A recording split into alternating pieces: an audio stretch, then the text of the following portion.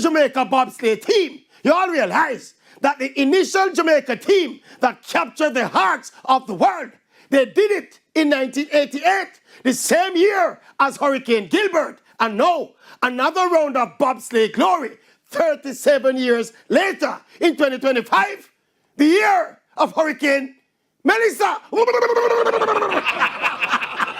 Still a great story though, especially with the involvement of former national 100 meters champion Taekwondo Tracy. After all the twists and turns and turmoil in his athletics career, to move so seamlessly into and to conquer this brand new endeavor, using his skills and experience to drive his team to glory, Tracy deserves special mention as a multi-sport Jamaican international.